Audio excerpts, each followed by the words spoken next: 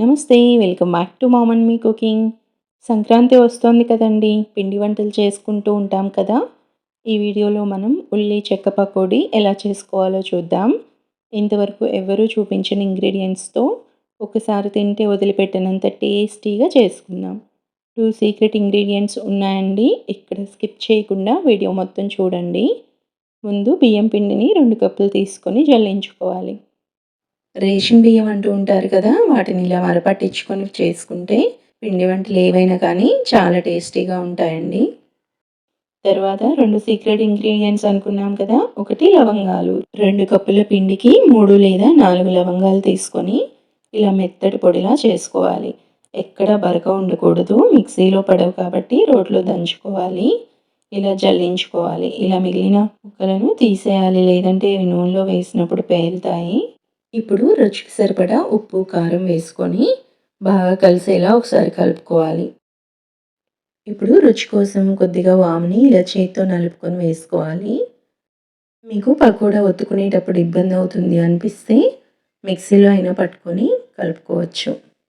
ఇప్పుడు కొద్దిగా పిండిని నోట్లో వేసుకొని రుచి చూసుకొని ఉప్పు సరిపోతే ఈ టైంలోనే కలుపుకోవాలి. చెక్క పకోడా కరకరలాడుతూ రావడం కోసం 2 టేబుల్ స్పూన్స్ వెన్నని ఇలా కరిగించి వేసుకోవాలి. వెన్న వేసి ఇలా పిండిని వేళ్ళతో ఒత్తుతూ కలుపుకోవాలి. ఇప్పుడు మరో సీక్రెట్ ఇంగ్రీడియంట్ అనుకున్నాం కదండి, అది ఉల్లిపాయలు. ఉల్లిపాయలు వేయడం వలన మన చెక్క పకోడాకి చాలా మంచి టేస్ట్ వస్తుంది.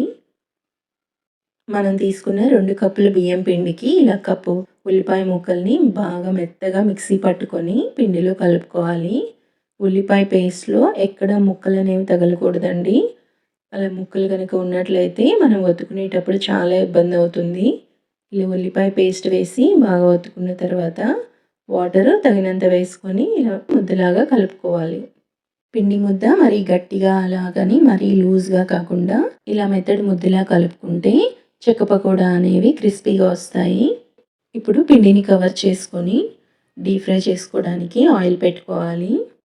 రిబ్బన్ పకోడా ఒత్తుకునే ప్లేట్ ఉంటుంది కదండి, ఇలాంటి ప్లేట్ని తీసుకొని చక్రాల గిద్దెల్లో పెట్టుకొని తగినంత పిండిని కూడా పెట్టుకొని కాగిన నూనెలో ఒత్తుకోవాలి.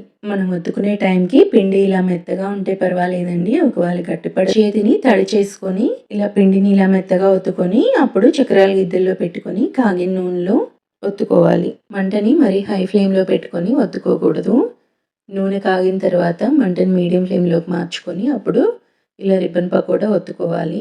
లేదంటే పకోడా ఒత్తగానే మాడిపోయి లోపల ఉడకకుండా మెత్తగా ఉంటుంది. తర్వాత ఫ్లేమ్ని హైలోకి మార్చుకొని 2 వైపులా మంచి కలర్ వచ్చేంత వరకు ఫ్రై చేసుకోవాలి. పకోడా ఒత్తుకునేటప్పుడు ఒకేసారి ఎక్కువ పిండిని ఒత్తేయకుండా బాండీలో ఇలా కాస్త గ్యాప్ ఉండేలాగా ఒత్తుకోవాలి. అలా అయితేనే మనం చెక్క పకోడా అనేది బాగా పొంగి క్రిస్పీగా ఉంటుంది. ఇలా 2 వైపులా మంచి కలర్ వచ్చేంత వరకు వేపుకున్న తర్వాత ఇప్పుడు దీన్ని తీసుకొని ప్లేట్లో పెట్టుకోవాలి. ఇలా మిగిలిన పిండిని కూడా ఒత్తుకోవాలి. ఇలా పకోడా ఒత్తాక నూనెలో చిల్లులు గరిటెతో చాలా చిన్నగా తడుతూ వేపితే పకోడా బాగా పొంగి క్రిస్పీగా వస్తాయి. ఉల్లిపాయ పేస్ట్ చేసుకునేటప్పుడు బాగా మెత్తగా వేసుకోవాలి, లేదంటే ఒత్తేప్పుడు కష్టమవుతుంది. మీరు కూడా ఈ సంక్రాంతికి ఈ టేస్టీ చెక్క పకోడా చేసి ఎలా కుదిరిందో నాకు కమెంట్ చేస్తారు కదూ. రెసిపీ నచ్చితే లైక్ చేయండి, షేర్ చేయండి. ఇలాంటి మంచి రెసిపీస్ కోసం ఛానల్ని సబ్స్క్రైబ్ చేసుకోవడం మర్చిపోవద్దు. Thank you.